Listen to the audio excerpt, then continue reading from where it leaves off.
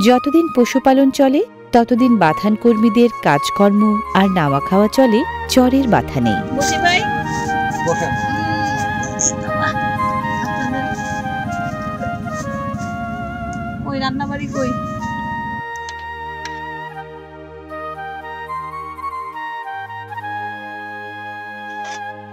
গবাদি পশুর পরিচর্যার ফাঁকে নিজেদের খাবার পালাক্রমে নিজেরাই রাঁধেন বাথানিরা।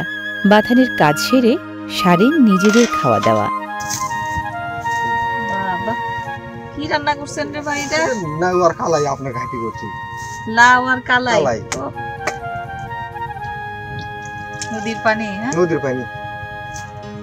টিউবওয়েলের পানি কুড়ি পাবে। ও ভাই আপনি খাবেন না? আমি গোসল করে খাবো। আমি আমার নামটা খিলে গোসল করে আমরা ছয়জন একসাথে খাবো। তাই ছয়জন একসাথে গোসল করে তারপরে খাবো। তাহলে আমি খাই। তাহলে খাও। কি শান্তির খাবার রে ভাই।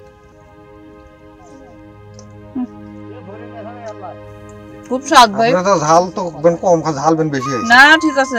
নদীর পানি এমনি ঝাল দিলে স্বাদ লাগে। আচ্ছা হ্যাঁ নদীর পানি খুব স্বাদ লাগে। নদীর পানি দিয়ে রান্না। নদীর পানি দিয়ে রান্না। একেবারে প্রাকৃতিক খাবার। ওটা বেমাজি খান ভাত। হ্যাঁ তুগুলা ভাত খাইতে পারবো।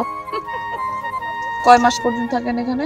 আমরা ভাদ্র মাসে শুরু করে একবার জ্যৈষ্ঠ মাস পর্যন্ত। খালি এখানে থাকি না, ওই অন্য সরে যাই। আর কি 8 মাস, ধরেন 8 মাস থাকি সরের ভিতরে। মানে বর্ষা শেষ হইলে 8 মাস আসেন ভাদ্র মাসে জ্যৈষ্ঠ মাস পর্যন্ত। জ্যৈষ্ঠ মাস পর্যন্ত থাকি। জ্যৈষ্ঠ মাস গোটাল থেকে আষাঢ় মাস চলে যায় গেছে বীর সাইকালে। আবার চলে যান।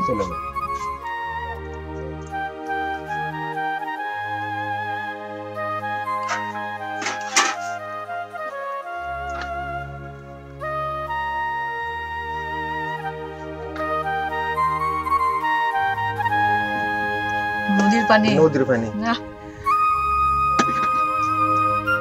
বাথানের সাংবাদসরিক কর্মকাণ্ডে যুক্ত এই বাথান কর্মীদের জীবনের হিসেব নিকেশ যমুনাচরের বাথান জীবনকে ঘিরেই।